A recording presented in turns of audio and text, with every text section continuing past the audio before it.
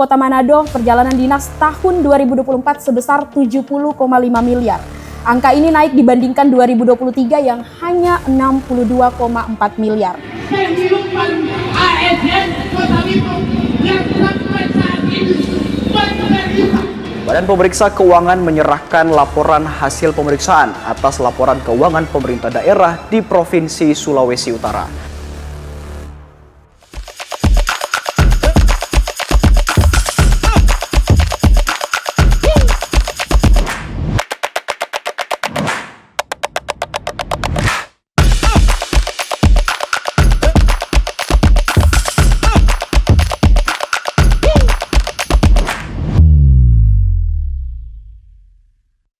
Hai Young People, terima kasih sudah mampir dan mengklik video ini.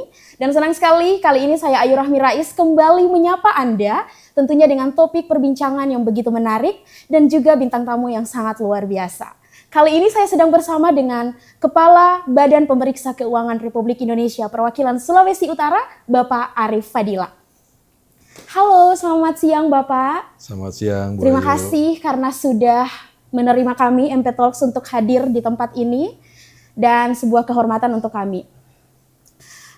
Seperti apa yang sudah kami informasikan sebelumnya bahwa sebelum kita melangkah lebih jauh lagi berbicara soal apa sih tupoksi dari Badan Pemeriksa Keuangan sendiri, saya nih ingin mengajak MPPL untuk tahu lebih dalam siapa sih sosok Arif Fadilah dan lahir di mana, terus sebelum ditugaskan di Sulut sudah pernah ditugaskan di mana saja.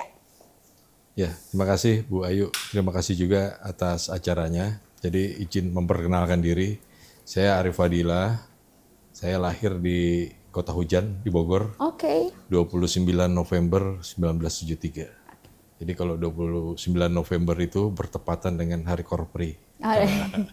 Jadi kalau pengalaman kerja mulai dari sekolah mungkin ya. Sekolah saya mulai dari SD, SMP, SMA, kuliah di Jakarta. Kemudian bekerja di BPK sejak tahun 1998. Jadi kurang lebih sudah berapa tahun tuh? 24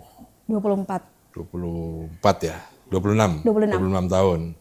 Kalau terkait penugasan saya, ya pertama saya masuk di BPK memeriksa keuangan negara yang dipisahkan. BUMN. Jadi agak lama juga saya di BUMN, kurang lebih sekitar 16 tahun meriksa BUMN. Kemudian setelah itu saya meriksa APBN. Meriksa APBN kurang lebih sekitar 6 tahun. Baru terakhir saya meriksa APBD. APBD pertama di Kalimantan Utara, kurang lebih sekitar 1 tahun lebih. Kemudian dilanjutkan di Sulawesi Utara. Sulawesi Utara ini Agustus nanti 2 tahun. Sudah hampir 2 tahun bertugas di Sulut. Lahir di Bogor, tugas pertama di Jakarta, kemudian pernah juga di Kalimantan, terus ditugaskan di Sulawesi Utara. Itu bukan hal yang mudah untuk adjusting Pak, dengan segala proses dan juga culture dan budayanya. Kira-kira seperti apa sih Bapak membangun sinergi dan juga mengadjusting semua hal dengan culture budaya Sulawesi Utara? Ya, sebenarnya kalau dari sisi BPK kan sudah punya standar ya. Standar pemeriksaan ada, kita menyebutnya SPKN. Ya tentunya standar ini kan tidak bisa ditawar-tawar ya. Dimanapun kita berada standar tetap sama. Tentu yang membedakan adalah suasana geografis, mungkin culture tadi Mbak Ayu sampaikan. Tentunya kita juga harus menjalin komunikasi dengan para pemangku kepentingan yang ada di wilayah di mana kita bekerja. Tujuannya apa? Tujuannya adalah untuk memudahkan komunikasi kita, termasuk dalam rangka kita mencari tema-tema pemeriksaan. Sebagai contoh saya bicara sama Mbak Ayu nih, Mbak Ayu nanti akan bicara isu-isu yang ada di masyarakat terkait apa. Nah, itu tentunya akan menjadi salah satu identifikasi kami dalam merancang perencanaan pemeriksaan. Seperti itu Mbak Ayu. Siap. Jadi sudah menjalin sinergi yang cukup bagus dengan pemerintah Provinsi Sulawesi Utara sekira 2 tahun belakangan.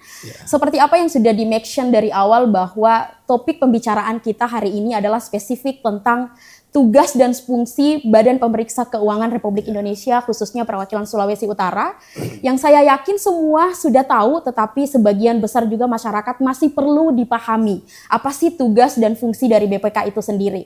Nah, seperti apa sih Pak tugas dan fungsi BPK dan apa saja sih tantangan yang dihadapi oleh Bapak sendiri selaku Kepala Badan Pemeriksa Keuangan untuk menciptakan pengelolaan keuangan daerah yang bersih, transparansi, dan juga realistis, dan tentunya bebas dari korupsi, kolusi, dan nepotisme di Sulawesi Utara? Ya, makasih Mbak Ayu. Jadi sesuai dengan nilai-nilai dasar kami ada 3, independensi, integritas, dan profesionalisme. Terkait dengan tugas dan fungsi kami, 1 pasti namanya Badan Pemeriksa Keuangan, tugasnya melakukan pemeriksaan kan, sesuai dengan misi BPK, memeriksa tata kelola dan pertanggungjawaban keuangan negara untuk memberikan rekomendasi, pertimbangan, dan pendapat. Jadi setiap kami melakukan pemeriksaan, di akhir pasti akan memberikan rekomendasi. Kemudian kita bisa juga memberikan pendapat. Pendapat itu bisa berasal dari beberapa rekomendasi. Jadi beberapa rekomendasi yang ada kita ramu menjadi satu bahan pendapat. Atau kita dapat memberikan pertimbangan. Pertimbangan itu manakala dari pemerintah, baik itu pusat maupun daerah, menyampaikan suatu gagasan atau suatu taruhlah pedoman akuntansi seperti itu, meminta pertimbangan BPK apakah ini bisa ditindaklanjuti, diimplementasikan atau tidak. Nah itu nanti akan pertimbangan kami. Balik lagi tadi Bu Ayu terkait dengan komunikasi, ini penting, ini ada disebutkan juga di SPKN kita. Jadi komunikasi ini hal yang penting dalam proses pemeriksaan. 1, komunikasi dalam memperoleh bukti pemeriksaan. Kemudian komunikasi dalam menyampaikan laporan hasil pemeriksaan. Jadi kita menyampaikan laporan hasil pemeriksaan juga itu sebagai bentuk komunikasi kita. Kita udah meriksa nih, ini kita komunikasikan hasilnya seperti ini. Dan komunikasi juga berdasarkan SPKN kita disebutkan ada 3 hal penting dalam komunikasi. Pertama, bentuk komunikasi, intensitas komunikasi, dan 1 lagi terkait dengan isi komunikasi. Jadi bentuk ini maksudnya gini, kita komunikasi kita bentuknya bisa lisan, bisa tertulis, atau bisa dalam bentuk wawancara. Kemudian kalau isi itu macam-macam, bisa kita terkait dengan permintaan dokumen, bisa menyampaikan laporan, atau dan lain sebagainya. Intensitas juga terkait dengan seberapa sering kita berkomunikasi. Jangan sampai pemeriksa di lapangan sehari bisa 10 kali minta dokumen kan. Nah itu perlu diatur juga terkait intensitas komunikasi. Jadi komunikasi tadi ada 3 aspek ya, bentuk, isi, dan intensitas. Oke. Bapak menarik sekali buat saya menyambung apa yang dikatakan tadi, sebenarnya tupoksi BPK ini cukup jelas. Nah, saya mau pingin tahu kira-kira di daerah kan ada yang namanya inspektorat, ada yang namanya BPKP, lalu kemudian ada namanya BPK. Saya mungkin bisa minta penjelasan dari Bapak, apa sih perbedaan dari 3 instansi ini? Dan sampai di mana batas-batas kewenangan yang dimiliki oleh 3 instansi tersebut? Ya, makasih Mbak Ayu. Jadi dari struktur ketatanegaraan kita, kalau BPK itu lembaga pemeriksaan eksternal di luar pemerintah. Sedangkan kalau BPKP internal di bawah pemerintah. Apalagi inspektorat di bawah pemerintah daerah kan. Nah, terkait hubungannya tentu kami selalu bersinergi dengan BPKP maupun inspektorat, terutama dalam pemeriksaan laporan keuangan. BPKP selalu kita libatkan dalam proses review atas laporan keuangan, dan kami selalu berkomunikasi juga berkoordinasi dengan BPKP. Begitupun laporan keuangan unaudited yang diserahkan kepada BPK itu menurut peraturan harus sudah direview oleh inspektorat. Jadi kalau belum direview inspektorat, kita nggak mau terima. Jadi laporan. bisa dikatakan BPK adalah pemeriksa terakhir setelah. Betul. Kemudian juga terkait, ini penting juga mungkin saya sampaikan di kesempatan kali ini, terkait pengembangan kompetensi. BPK juga ada Badan Diklat, PKN, Pemeriksa Keuangan Negara. Nah kemarin juga kami untuk menyamakan frekuensi pembicaraan dengan teman-teman di inspektorat, mereka juga banyak juga antusias untuk mengikuti pendidikan di Diklat BPK. Jadi pendidikan di BPK ini bisa dilakukan di Jakarta, bisa di Bali, kemudian bisa di Makassar, bisa di Jogja. Dan ada juga beberapa kemarin teman-teman dari Pemda sini mengundang instrukturnya ke sini. Jadi dari sisi biaya lebih murah, dari sisi peserta bisa lebih banyak seperti itu. Siap-siap Bapak. Nah, kemudian terkait dengan pengelolaan keuangan di daerah. Apakah wajib setiap daerah mempublikasikan hasil realisasi penggunaan anggaran di dalam setiap laporan mereka? Atau apakah BPK punya wadah atau website resmi yang menjadi tempat para pemerintah daerah untuk melaporkan sistem pengelolaan keuangannya? Ya, kalau dari sisi kewajiban ini kan ada di ketentuan ya di undang-undang berapa? Ada beberapa undang-undang yang mensyaratkan terkait dengan transparansi keuangan negara atau keuangan daerah. Ada Undang-Undang 17 2003 tentang keuangan negara, kemudian Undang-Undang 14 2008 tentang keterbukaan informasi publik, Undang-Undang 23 2014 sini terutama pasal 391 Pemda wajib menyediakan informasi pemerintah daerah. Jadi ada kewajiban Pemda untuk menyampaikan informasi itu, transparansi. Cuman balik lagi, gimana kita siap atau tidak gitu loh. Masyarakat siap atau tidak, LSM siap atau tidak, kemudian wartawan siap atau tidak. Jangan-jangan dengan semakin dibukanya, semakin transparansinya informasi itu malah kontraproduktif. Mungkin Bu Ayu dulu pernah dengar cerita di DKI. DKI itu kan transparansi. Sampai dulu stabilo sekian jumlahnya aja dikritisi oleh masyarakat kan. Nah, pada akhirnya jadi nggak produktif gitu kan, berdaerah nggak bisa bekerja karena ada perbedaan persepsi. Persepsi. Nah ini tergantung kesiapan masyarakatnya juga. Kalau masyarakat sudah siap, saya kira kritikan juga konstruktif gitu ya, itu akan membantu juga. Jadi tadi poinnya adalah ada kewajiban pemerintah untuk transparan dalam hal informasi keuangan. Cuman tadi balik lagi ke kesiapan masyarakat, LSM, kemudian wartawan seperti apa. Kalau sudah dewasa, kritiknya konstruktif mungkin itu baik untuk pembangunan daerah. Jadi harus ada penyamaan persepsi dulu nih kalau harus mempublikasikan keuangan secara terang-terangan. Kalau website di BPK nggak ada, cuman ya itu aja berdasarkan LHP yang kita terbitkan. Jadi LHP yang kita terbitkan itu pada saat LHP tersebut sudah disampaikan kepada DPRD itu terbuka untuk umum.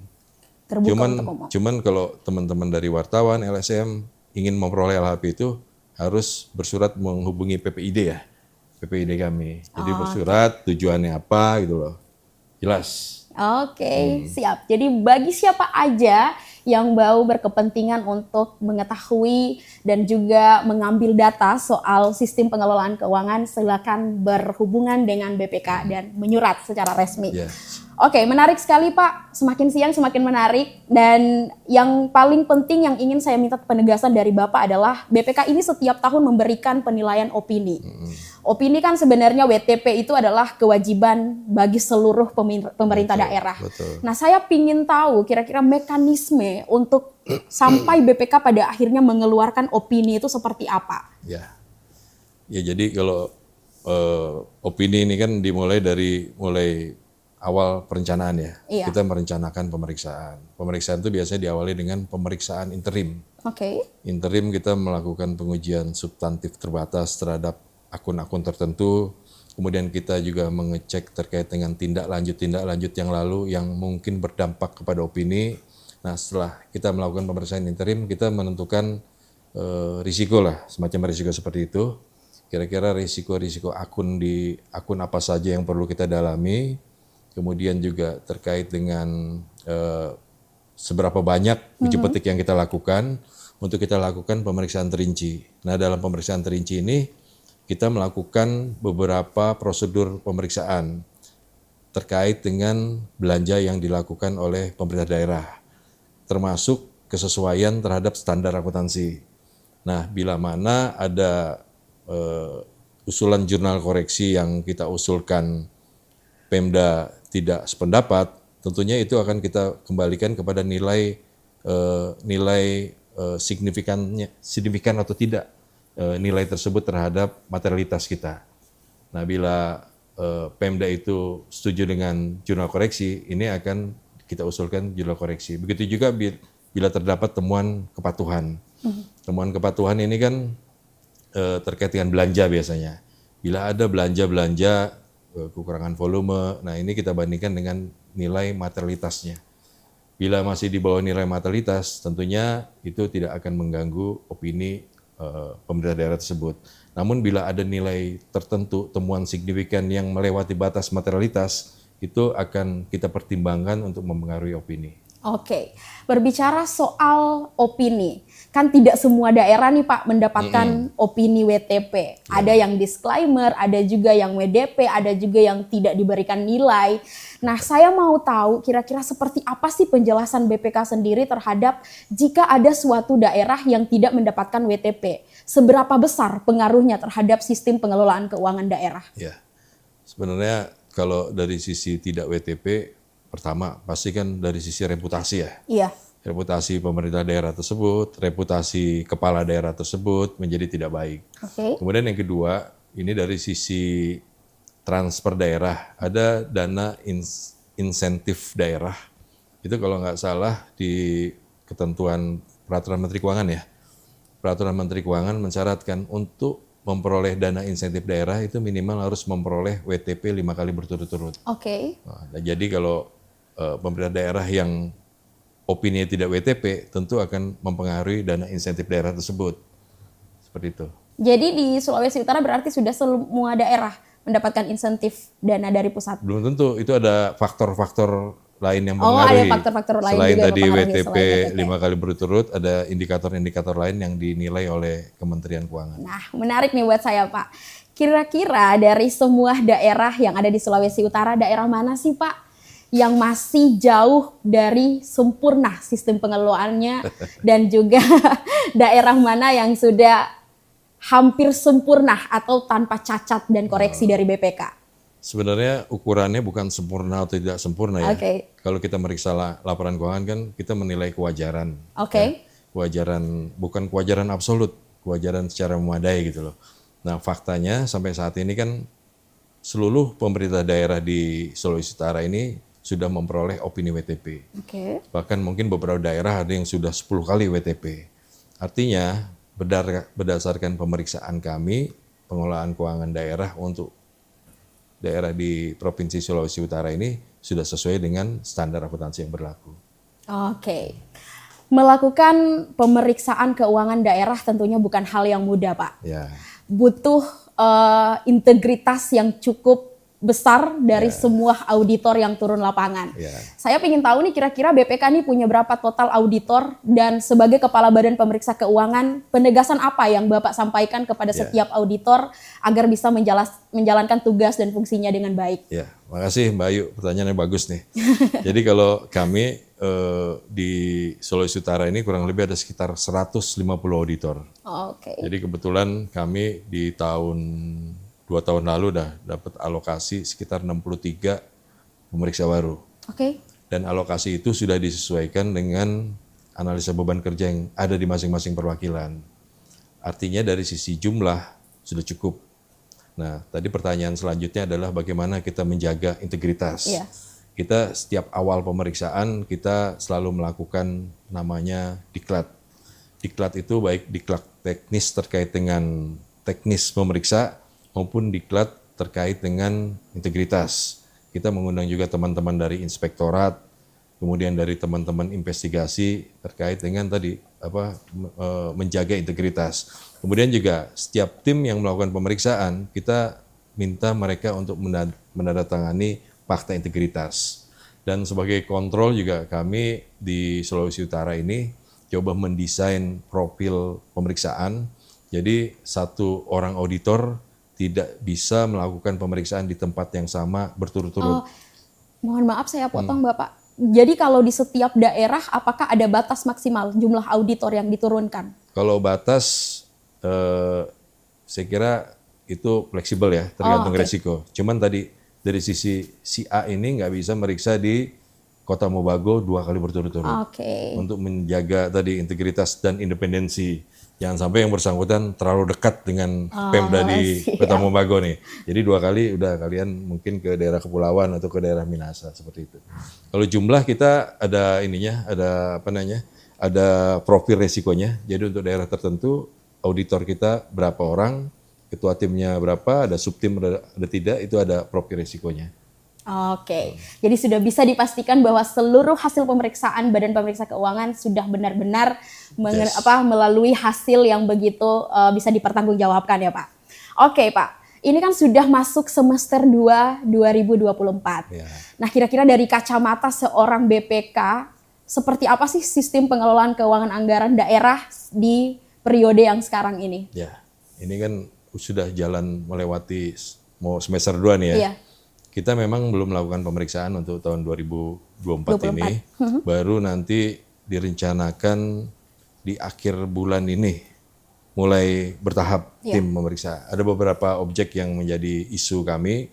Pertama terkait dengan KPU, kita mau memeriksa KPU juga.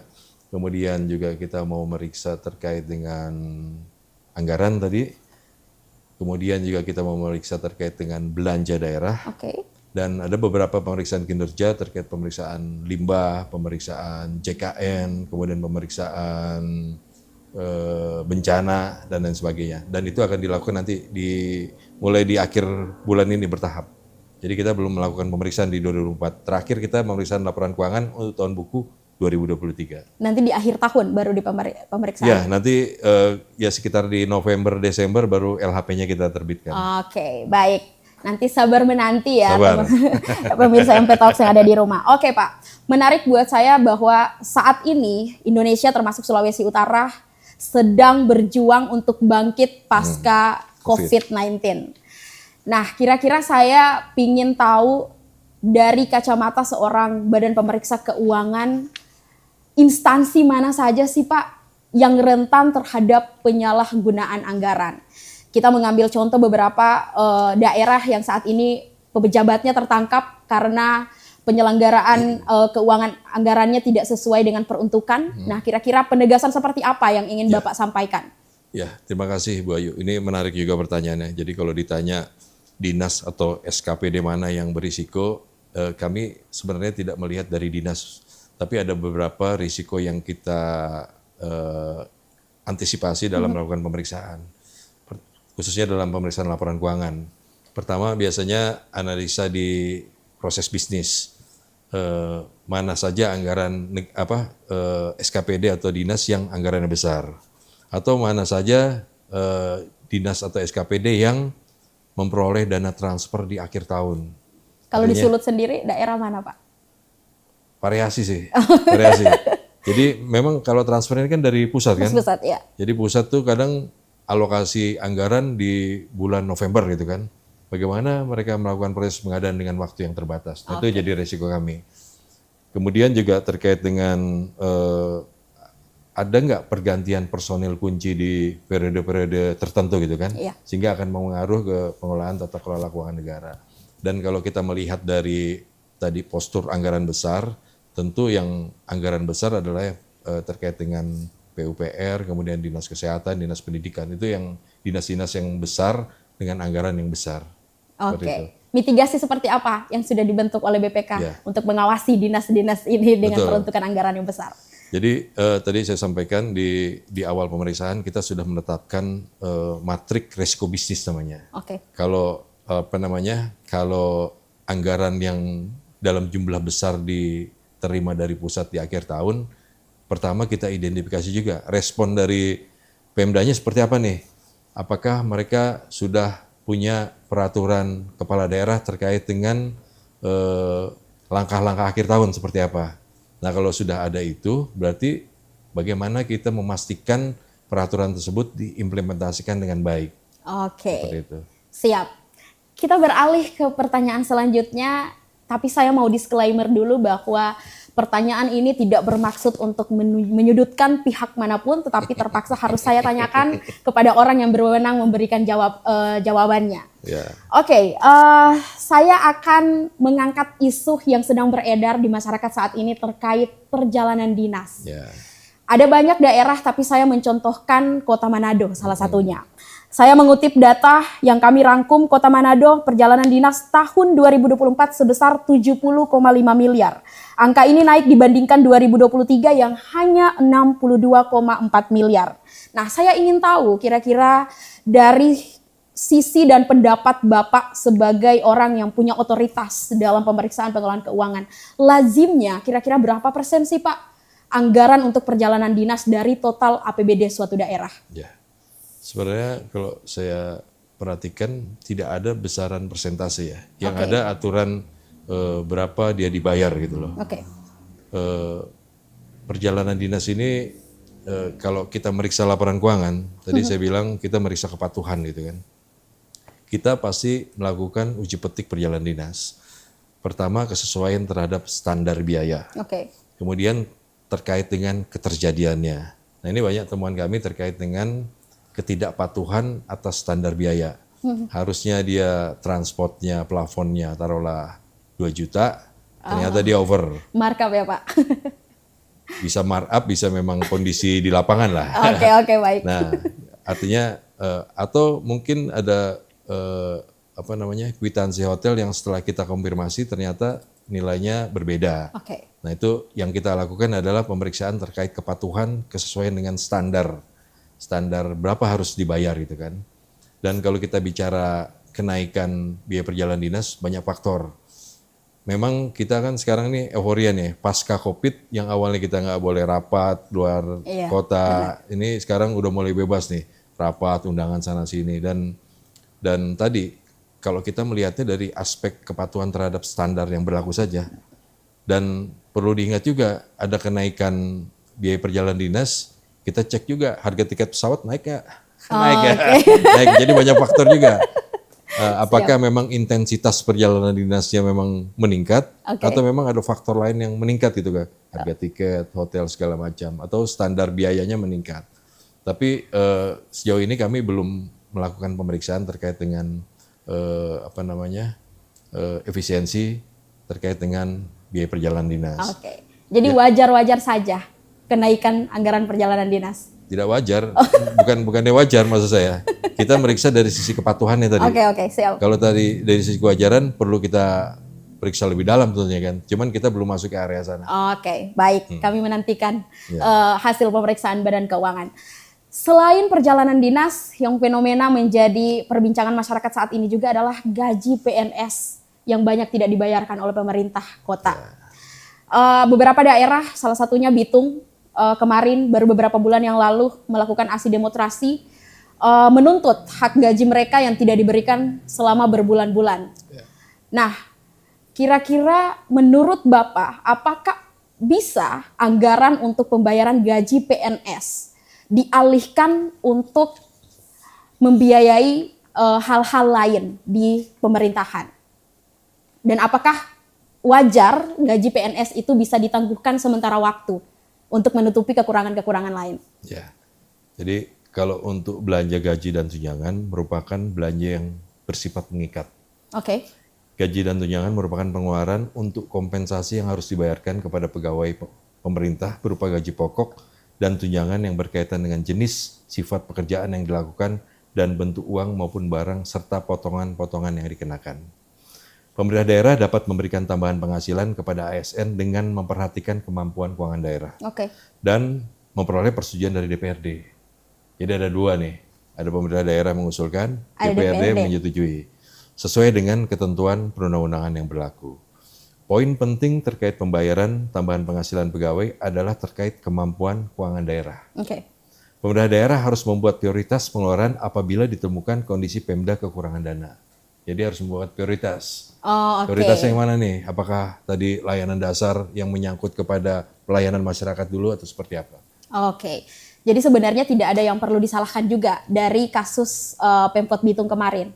Karena mereka mengklaim bahwa ada hal-hal yang lebih penting, yang lebih urgent ditangani dibandingkan gaji PNS. Ya, tadi saya bilang, ini kan di awal mereka sudah merancang APBD, sudah menetapkan target pendapatannya seperti apa, dan itu sudah disetujui oleh DPRD. Memang kalau kita lihat, ya ada juga beberapa target-target pendapatan yang meleset gitu loh. Yang meleset. Nah ini tentunya tantangan bagi pemerintah daerah terkait untuk meningkatkan sumber-sumber pendapatannya di masa yang akan datang. Oke. Bapak tadi mengatakan bahwa Agustus nanti sudah 2 tahun bertugas di Sulawesi Utara. Selama ini meskipun belum terlalu banyak melakukan pemeriksaan keuangan karena harus dilakukan setiap tahun, saya pingin ada rating nilai nih yang Bapak kasih. Dari 1 sampai 100 berapa sih Pak pemeriksa keuangan di Sulut, pengelolaan keuangan anggarannya seperti apa? Kalau dari kacamata seorang Bapak. Ya kalau kita melihat dari sisi WTP kan sudah 100% WTP nih. Oke. Walaupun WTP 100% tidak berarti tidak ada penyimpangan kan. Iya. Tetap ada catatan kami baik itu terkait dengan belanja maupun pengelolaan aset. Dan kalau kita lihat dari persentase tindak lanjut rekomendasi kita, seprovinsi Sulut ini nilainya persentasenya sekitar 76,54 kalau nggak salah. Oke. Iya, 76,54%. Artinya ini masih di atas baseline yang kita tetapkan 75%. Jadi dari sisi opini sudah WTP semua, dari sisi tindak lanjut sudah di atas 75%. Walau demikian, kemarin kita juga sempat melakukan gathering dengan kepala daerah agar tindak lanjut bisa lebih ditingkatkan lagi ke angka sekitar mungkin 80% gitu loh. Targetnya tahun ini tercapai Bapak? Kalau 75% tercapai, Okay. Tapi kita pengen di luar target itu, di atas target itu. Siap. Oke. Terkait rekomendasi tadi, kira-kira sepanjang beberapa tahun terakhir ini, ada berapa sih rekomendasi yang diberikan BPK? Karena BPK ini hanya terbatas pada pemeriksaan kan. Nanti kalau ada pelanggaran itu kan dilimpahkan ke pihak yang berwajib. Saya ingin tahu kira-kira berapa banyak kasus yang sudah dilimpahkan BPK ke pihak berwajib penyalahgunaan anggaran? Ya. Sebenarnya bahasanya tidak dilimpahkan ya, tapi berapa LHP kita yang sudah ditindaklanjuti oleh aparat penegak hukum ya. Sepanjang 5 tahun terakhir, BPK Perwakilan Sulawesi Utara terdapat LHP yang telah dimanfaatkan oleh aparat penegak hukum untuk diproses lebih lanjut. Di antaranya adalah temuan penyalahgunaan dana COVID-19 di Kabupaten Minahasa Utara. Oke. Kemudian pembebasan lahan RSUD Walanda Maramis di Kabupaten Minahasa Utara, penyalahgunaan dana BOKB di Kabupaten Minahasa, dan lain sebagainya. Ada banyak juga beberapa, saya nggak ingat. Tapi kurang lebih yang besar itulah. Oke. Sejauh mana kewenangan BPK dalam mengintervensi sistem pengelolaan keuangan daerah? Intervensi yang saya maksud adalah untuk berperan aktif dalam mewujudkan penyelenggaraan keuangan yang baik. Ya, ini bagus juga pertanyaan Mbak Ayu. Sejauh mana intervensi? Kalau dalam intervensi secara langsung, tentu itu di luar domain kami ya. Karena itu kan hanya urusan eksekutif dan legislatif. Intervensi yang kami lakukan tadi secara tidak langsung dengan memberikan rekomendasi-rekomendasi perbaikan. Jadi kalau di temuan kita itu di poin paling pertama itu biasanya terkait dengan penganggaran. Nah di situ kami banyak memberikan rekomendasi-rekomendasi terkait dengan penyusunan anggaran. Kemudian juga selain itu juga kami secara aktif juga melakukan kegiatan pelatihan untuk aparat-aparat di pemerintah daerah agar lebih terampil atau lebih mahir dalam mendesain atau menyusun anggaran agar sesuai dengan implementasi di lapangan. Seberapa kooperatif pemerintah daerah menindaklanjuti rekomendasi dari BPK? Ya. Tadi kalau lihat angka tadi kan 76,54%, artinya sudah di atas target 75%, sudah bisa dikatakan kooperatif. Tapi tadi saya bilang tetap kami harapkan persentase tindak lanjut ini bisa mencapai angka 80%. Tentunya tindak lanjut ini tidak hanya sebatas angka persentase kan. Yang penting adalah bagaimana rekomendasi kami ditindaklanjuti dan bisa memberikan perbaikan tata kelola keuangan daerah. Atau lebih jauhnya lagi, bagaimana rekomendasi kita dapat berdampak kepada kesejahteraan masyarakat. Oke, bagaimana hasil rekomendasi pemeriksaan BPK bisa berdampak kepada masyarakat. Dan kita sudah ada di penghujung pertanyaan nih Pak. Sebelum saya tutup, saya pingin penegasan Bapak kepada seluruh pemirsa MP Talks yang ada di rumah, baik pemerintah kabupaten daerah juga yang akan menyaksikan tampilan ini selanjutnya. Apa sih penegasan Bapak dan harapan Bapak untuk seluruh pengguna ataupun penguasa anggaran di seluruh pemerintah daerah, baik provinsi maupun kabupaten kota, apa Pak? Ya, terima kasih Mbak Ayu. Jadi bukan penguasa anggaran, pengguna anggaran. Pengguna anggaran. Jadi harapannya tadi saya sampaikan, ini pemerintah daerah di Sulawesi Utara semua sudah WTP, bahkan ada yang lebih dari 10 kali WTP. Harapannya adalah bagaimana walaupun sudah WTP, anggaran yang ada digunakan untuk sebesar-besarnya kemakmuran masyarakat dan berdampak kepada masyarakat. Kita perhatikan juga tingkat kemiskinan, tingkat pengangguran terbuka, kemudian mandatory spending, anggaran untuk kesehatan, anggaran untuk pendidikan, anggaran untuk infrastruktur dan lain sebagainya. Jadi harapan kami tentunya bagaimana APBD yang ada ini bisa dikelola yang baik, tidak hanya untuk memperoleh opini WTP, tadi Mbak Ayu sampaikan ini kewajiban, tapi bagaimana berdampak kepada tingkat kesejahteraan masyarakat di Sulawesi Utara. Oke, itu dia penegasan dari Kepala Badan Pemeriksa Keuangan Republik Indonesia Perwakilan Sulawesi Utara, Bapak Arif Fadila. Kepada seluruh pengguna anggaran di 15 kabupaten kota provinsi Sulawesi Utara maupun di tingkat provinsi untuk bagaimana menggunakan anggarannya agar bisa bermanfaat untuk seluruh masyarakat Provinsi Sulawesi Utara. Dan M-People, terima kasih sudah menyaksikan bincang-bincang saya bersama dengan Kepala BPK RI Perwakilan Sulut Bapak Arif Fadila. Sampai ketemu lagi di kesempatan lainnya dengan episode dan perbincangan yang lebih menarik. Jangan lupa untuk like, comment, and share video ini sebanyak-banyaknya. Terima kasih Bapak. Terima kasih.